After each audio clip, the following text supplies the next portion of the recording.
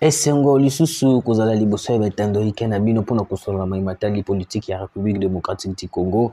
Bandi kunanga ba Congolais de père et de mère, bienvenue sur votre émission Grande Révélation. Et puis na chaîne na bino bolingaka mingi Actualité 26 TV, place où tu yaka kubeta masolo ya mboka, place où tu yaka kolobela ce qui se passe en République démocratique du Congo. Très chers abonnés, bonne nouvelle. Bonne nouvelle. Les FARDC à quelques kilomètres de Bunagana. Tu sais que dans plusieurs localités ils allaient occupées par M23 et qu'au Vandaka Libela et pas la barote parce qu'ils ont territoire en Abisso pour récupérer un mot.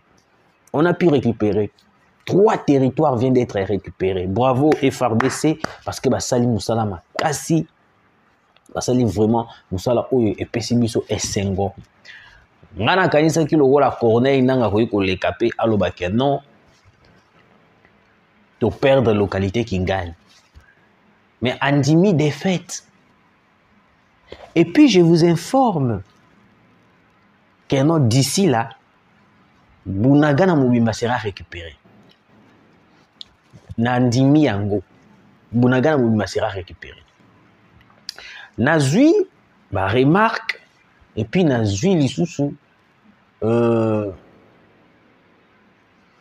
question n'a bien opposé.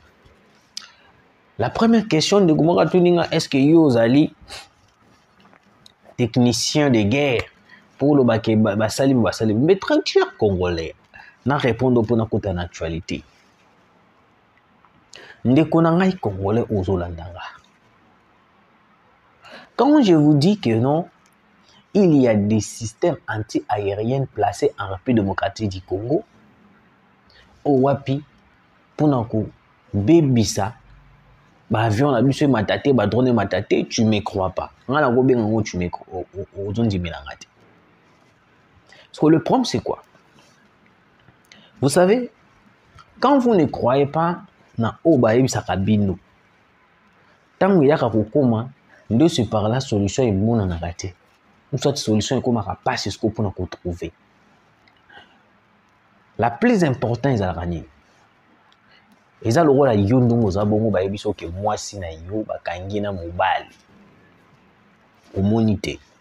La première chose où ya to bani ko gangi la mwasi tala non, il faut aux en ba preuve tangible. Première chose, il faut banola ko landela mwasi wana ou bana ko tuna.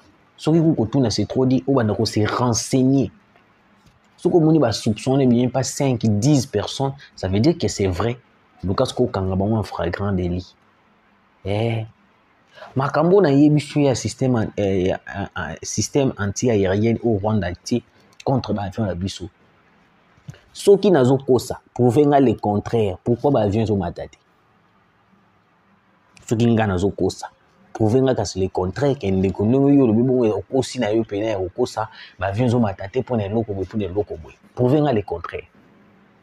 Parce que dans le comment poser qui question lobby, batumso ba lobby que non, ils ont département américain. Non, ils ont département américain. Dès que monsieur sur lobby, tout qui ba dès que monsieur ba lobby que non, ils ont département américain, ba boy ba avion et mata. Non. Ce n'est pas le département américain. Parce que déjà le président de la République, il avait dit non à Boyaki déjà opération et les sous et à la société avec la communauté internationale. Alors, ce que vous devez comprendre, c'est quoi? C'est que tu sais qui dit il ne veut pas, soit tu sais qui dit azoyok la communauté internationale.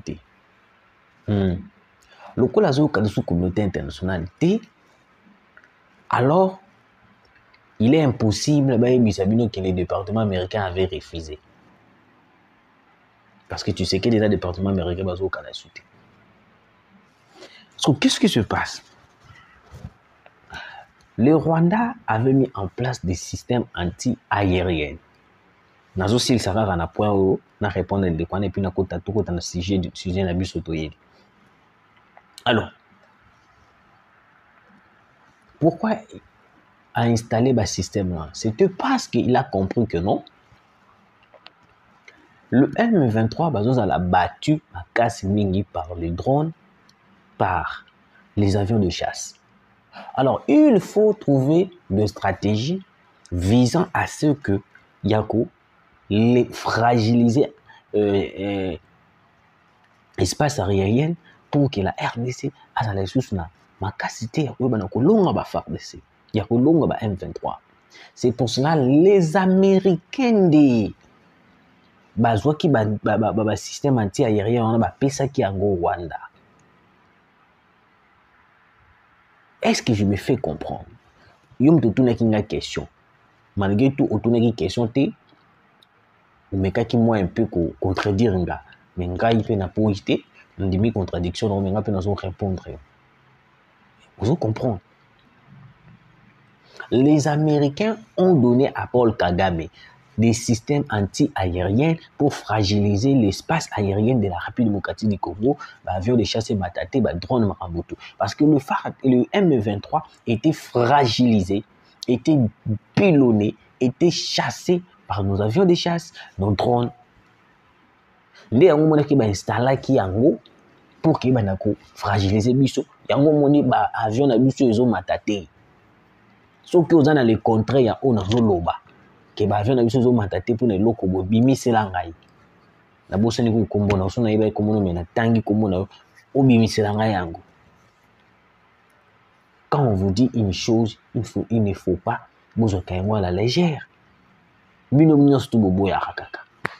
Mabe na biso ba congolais on nyonso eza la vérité. To boya kaka. Mais tant on likambo ya kande to mo pesa mutu raison. C'est compliqué. Alors, Bunagana vers la reconquête, récupération totale. Le FARDC en route. Le FARDC en route. Presse-peng délogé. À Koyeba. Bande Konanga ba Congolais de père de mère. Bilona Sutubolanda Kabiso. Baboni Nangayi Mingi. Ya Angola. Il y a Kinshasa, il y a Brazzaville, surtout il y a Brazzaville, et puis il y a Chypre, Canada, France, au Molanda, sont tellement ébélés. Il y a place aux émissions. Alors, très chers abonnés, Boyoka révélation. Bonne nouvelle, les FARDC viennent de récupérer plus de 2 à 3 territoires, 3 territoires plutôt. Wapi, ils ont été prise par les M23. Tout le monde a vidéo, Corneille Nanga, Bazokota.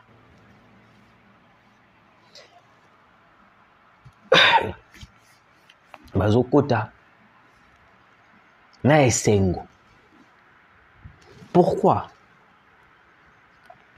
Il y avait frappe Maurice Salamaki dimanche. La frappe qui frappe il y a FARDC. Le FARDC avait frappé fort le M23 dans l'espace aérien. Niango batali balobi non awa ndenge ya boye tokoki kotikaka boye te. Excusez. Tokoki kotikaka boye te. Nous devons tout faire pour éliminer, écarter. Bato wana bazana musika na biso. Nde moni bazwaki. Bazui ba systématique drone bazui baté. Parce que le FARDC vu que na minute likolo ba bloquer biso. On s'est ravitaillé, tout s'est ravitaillé. Nde yango et poussé biso to ki to récupérer ba espace au bango bazwaki. Ou autre la tour ba tindi ba vidéo ba zo ba partager de partout. Yango omoni ba dekonanga. Eric Kuba le jour bazo sambisaye alobaka na bisoni na complicité ya makambo ezota la EST ou AFC batunya stwana Claude Lubaya azana kati Kabila azana kati Eric Kuba aloba yango pendant audience atanga Kabila atanga Claude Lubaya et puis lelo tokei tomoni rencontre ya Claudel si c'est Claude, si c'est Claudel Lubaya, na Kabila na Éthiopie. Bakutani. Omoni. Parce que tango babiloko wana nyonso ba prouesse ya armée na biso esalaka. Tomonaka aucun média abimaka na télé pour venir acclamer. To ambongo abima pour acclamer. FRDC va récupérer 3 localités, 3 agglomérations. Mais na moni mutu moko tabeti maboko. Mais ce qui est qui perdre ambongo ngara lo bakeno l'enfer eza na kata rapide mokatiti Congo. Je vous passe le message de Wazalendo. Les Wazalendo balobi avant tout comme juillet ils vont récupérer Bunagana. Parce que baza pembeni pour récupérer Bunagana. Pourquoi tu le trop Bunagana? Au retour de question, point d'imaginer nous le trop Bunagana. Parce que Bunagana est la clé. Bunagana est la clé. Comment est la clé? Bunagana est la clé. Il y a au news tout beaucoup Bunagana. Ou système anti. Ou nini ravitaillement M23. Ça passe par Bunagana.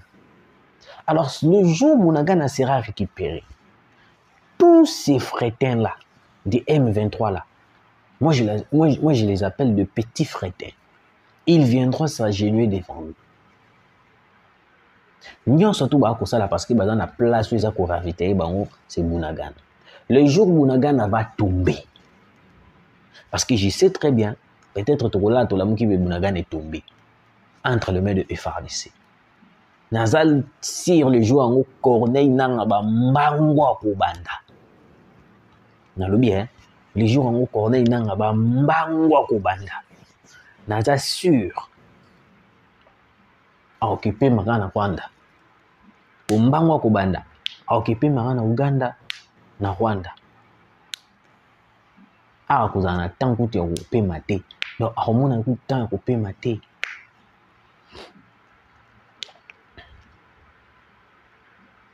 Les prouesses de FRDC, on devait voir des gens acclamer, beaucoup, comprendre. Mais quand les gens n'acclament pas, les gens ne soutiennent pas le FARDC, surtout les opposants. Surtout les opposants.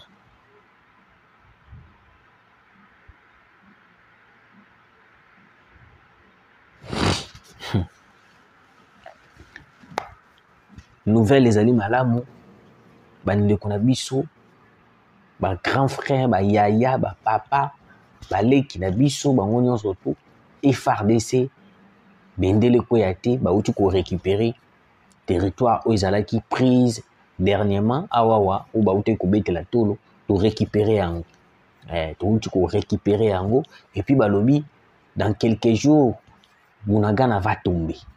On a des informations dans quelques jours, Bunagana va tomber. Donc on récupère Bunagana. On a des confirmations nous allons récupérer Bunagana. Alors, deuxième sujet na biso ezali. Excusez. Presse Penge. Presse Penge aleki na itando ike alobi mauvais troupes exaté, mais il n'y a que de mauvais chefs.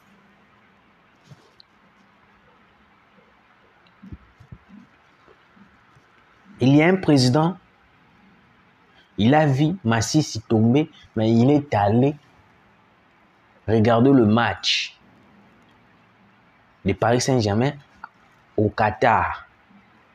À Qatar plutôt, à Kéine Sepelame. Massissi vient de tomber. Presse Penge, oh boye, bibi nostro boye Presse Penge. Presse Penge mutu ya Martin Fayulu. Presse Penge alobi troupe ya mabe ezate. Donc pour la Presse Penge, tous ces rebelles là où ba ko sala désordre. Baza mabete.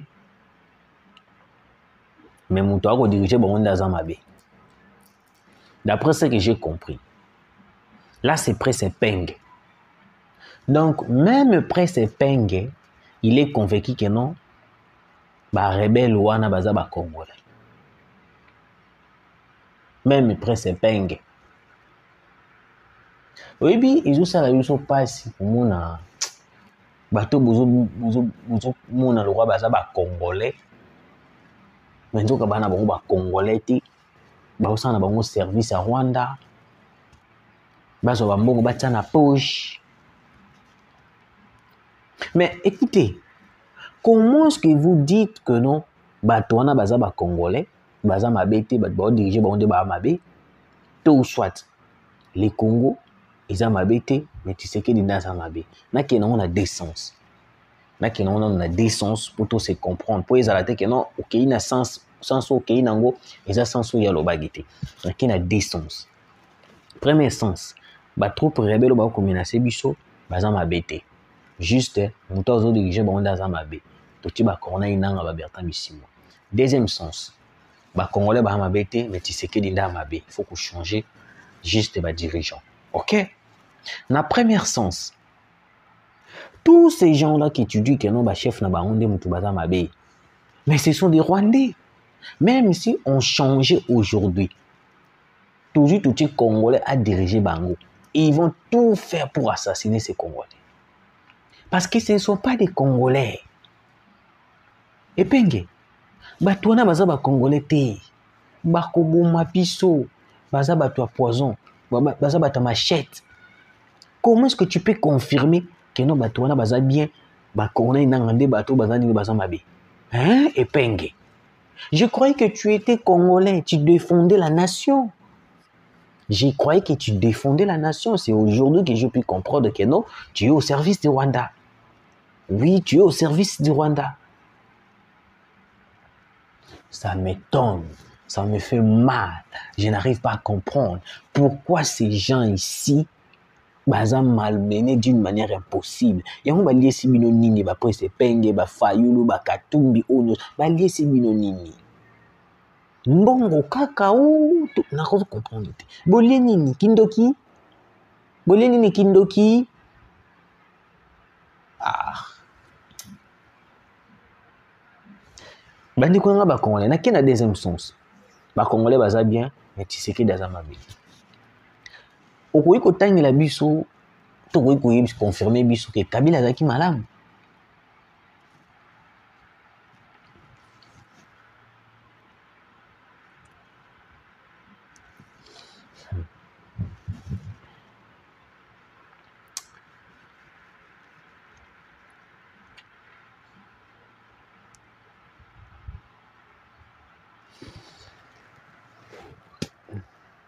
Tovandi na Kabila plus de 18 ans. Tu à 19 ans. Moi, na 19 ans. Akomi de kolinga basi. Azui diplôme. Akomi mature. Akomi pe obota. Akomi pété. Akobota. Moi, na 19 ans. Akosala mambo ebele. Moi, na 19 ans. 18 ans kutu. Na kine lelo kutu mona moi na 15 aboti. Akomi so pas en charge. 14 ans, puis mis en charge. 15 ans, 16 ans, 17 ans, 18 ans. Mais tu vas dire Kabila pendant 19 ans. Tu kala koyo kata mokolo moko te que le Rwanda menaçait la RDC. Nalobi boye. Presse Peng. Tu vanda 19 ans na Kabila. Totikala koyoka te na matoi na biso mikeo ke Kabila ndenga zawana a déshabillé Kagame. Seule chose où Olivier Lemba yebisa ki biso dali hier asinaki ba accord.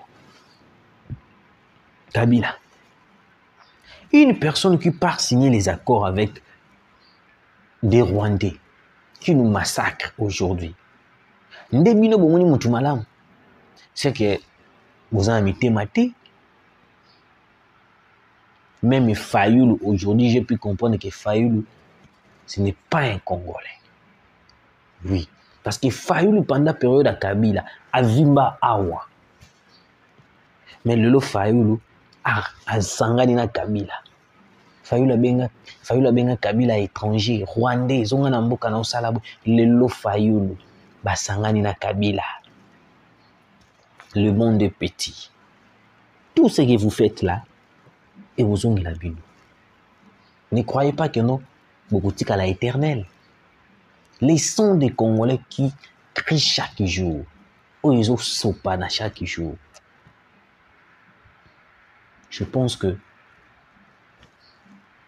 beaucoup périger en enfer. Voilà où ton trip seminé en bande de Konanga, nouvelle Yangwana, les Wazalendo tout près de Bunagana. Bientôt Bunagana va tomber. Bientôt Bunagana va tomber. Merci Nabino, Koutani Malasima.